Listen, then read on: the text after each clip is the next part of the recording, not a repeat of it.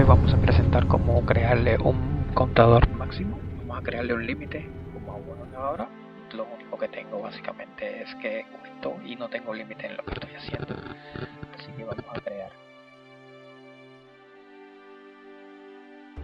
Lo primero que vamos a hacer es crear una variable que le vamos a dar un valor de 15 para representar el número máximo.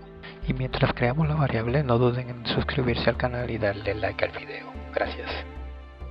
Ahora, en el mismo botón de clic, donde hacemos el clic, vamos a coger la función, no vamos a eliminar nada de esto, vamos simplemente a cortarlo porque lo vamos a seguir utilizando, pero lo vamos a incluir dentro de una condición.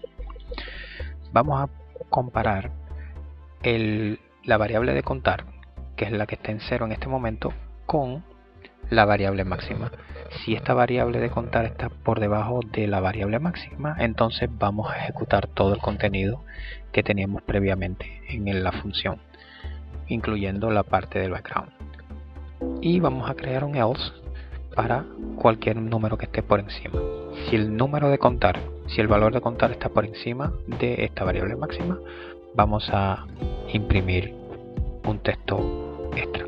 En este caso vamos a darle la variable donde está el contador, el número, vamos a crearle un contexto de máximo para que dé la información de que está en máximo el conteo, y así podemos resetearlo. Esto me va a permitir que no podamos contar más, como van a ver aquí. Llegamos a 15 básicamente. Vamos a ver el máximo, 1, 2, 3 y ahí está, tenemos el 15. No podemos contar más, como podrán ver, estoy dando clic cuenta y no cuenta. Vamos a resetear, vamos a contar de nuevo y ahí está. Con esto es todo lo que tenemos, espero les guste y nos vemos en el próximo video. Recuerden que esta es la manera en la que podemos utilizarlo para poder mantener un límite en nuestro contador.